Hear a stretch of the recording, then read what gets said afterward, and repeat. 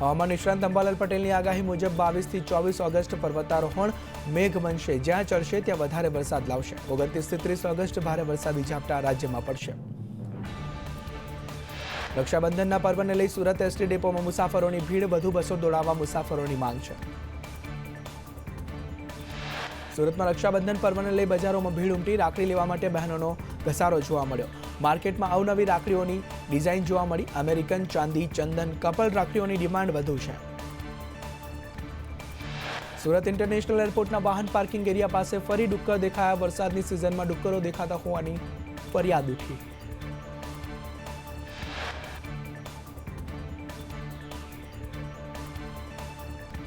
Gujarat university syndicate સભ્યએ ખંડણી માંગ્યાના આક્ષેપ। Syndicate સભ્ય ઇન્દ્ર વિજય સિંહે નિવેદન આપતા કહ્યું કે સિન્ડિકેટ સભ્યનું કામ વિદ્યાર્થીઓના હિતો માટે લડવાનું છે। 10,000 બાર જમીન રાઇફલ ક્લબ માટે દરખાસ્ત મંજૂર છે। જેટકો કંપનીની ભરતીમાં યુવરાજસિંહ જાડેજાના ભ્રષ્ટાચારના આક્ષેપ। કાર્યવાહી કરવા કલેક્ટર અને જિલ્લા પોલીસ વડાને રજૂઆત કરવામાં આવી। જંબુસરમાં જમીન પચાવી પાડવાના પ્રયાસમાં ફરિયાદ નોંધાઈ। જંત્રાણમાં બોગસ દસ્તાવેજથી જમીન પચાવવાનો પ્રયાસ કર્યો। તલાટી, સર્કલ ઓફિસર સહિત 22 લોકો સામે ફરિયાદ। ગીર સોમનાથમાં ખાતરના ભાવ વધતા ખેડૂતોમાં રોષ ભભૂક્યો। કિસાન સંઘે સીએમને પત્ર લખી રજૂઆત કરી। હાઈકોર્ટના પાક વીમા હુકમ પર પાલ અંબલિયાએ કહ્યું કે કોંગ્રેસ ખેડૂતોને ભરમાવે છે, એવું બોલનારને હાઈકોર્ટની લપડાક છે। ખેડૂત વિરોધી સરકાર સામે ખેડૂતોની મોટી જીત થઈ। 6 વર્ષ રાહ જોયા બાદ ખેડૂત તરફી નિર્ણય આવ્યો છે। વલસાડના ધરમપુરમાં એમએલએ અનંત પટેલની તાપી રિવર લિંક પ્રોજેક્ટના વિરોધમાં મહારેલીની હુંકાર। 1 ઇંચ જમીન ન આપવા એમએલએ આદિવાસીઓ પાસે શપથ લેવડાવ્યા। કોંગ્રેસ પ્રવક્તા મનીષ દોશીના ભાજપ સામે પ્રહાર। કહ્યું સરકારે કરોડો લઈને યુનિવર્સિટીઓને મંજૂરી આપી, મળતિયાઓને સિવિલ કોલેજો સોંપી દેવાનું કામ કર્યું। ગેરરીતિવાળી કોલેજને બીજી નવી કોલેજની મંજૂરી આપી દીધી છે।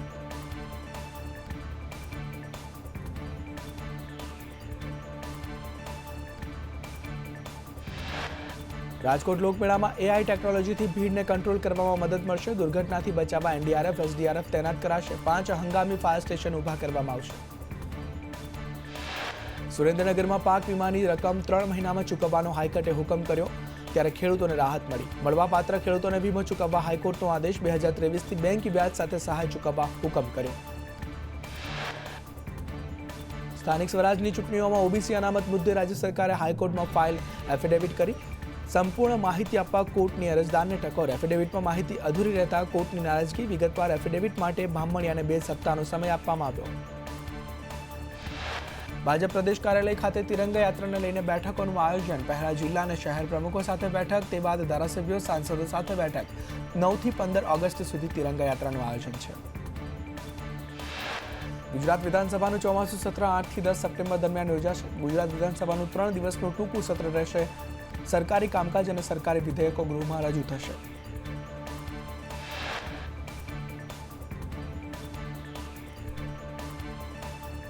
આદિજાતિના વિદ્યાર્થીઓના જાતિના દાખલામાં વિસંગતતા જોવા મળી। દાંતા ધારાસભ્ય સહિત આદિવાસી લોકોનું વિરોધ પ્રદર્શન। વિદ્યાર્થીઓને એમએલએના સમર્થકોએ રોડ ચક્કાજામ કરીને પ્રભારી મંત્રી બળવંતસિંહની ગાડી રોકીને રજૂઆત કરવામાં આવી। ઉપરાષ્ટ્રપતિની ચૂંટણી પછી ગુજરાત ભાજપના નવા પ્રમુખ જાહેર થઈ શકે। ગુજરાત, ઉત્તર પ્રદેશ, દિલ્હી અને અન્ય રાજ્યોમાં ભાજપના પ્રદેશ પ્રમુખની ચૂંટણી ઠેલાઈ છે।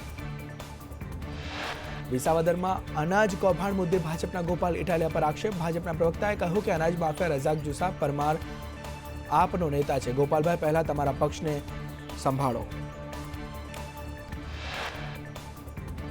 કર્ણાટકમાં થયેલ લૂંટનો ભેદ બનાસકાંઠામાં ઉકેલાયો। બનાસકાંઠાના 4 ઇસમોએ 45 લાખની લૂંટ કરી હતી। પાલનપુર પશ્ચિમ પોલીસે લૂંટ કરનારા 4 આરોપીને ઝડપ્યા।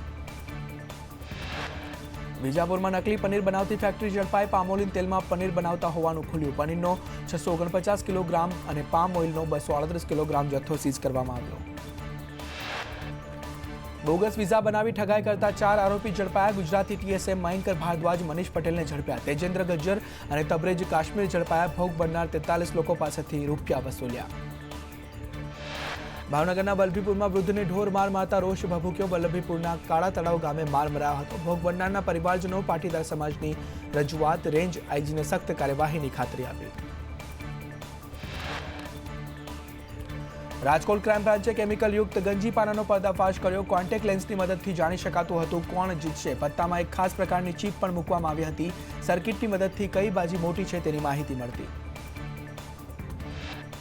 અમદાવાદના ચાંદખેડામાં કાર સળગાવનારની ધરપકડ. ગાંધીનગર એલસીબીએ 3 આરોપીને દબોચી લીધા. પિસ્તોલ બતાવી લૂંટ કરવા જતા આરોપીઓ ઝડપાયા. તમામ આરોપીઓનો ગુનાહિત ઇતિહાસ.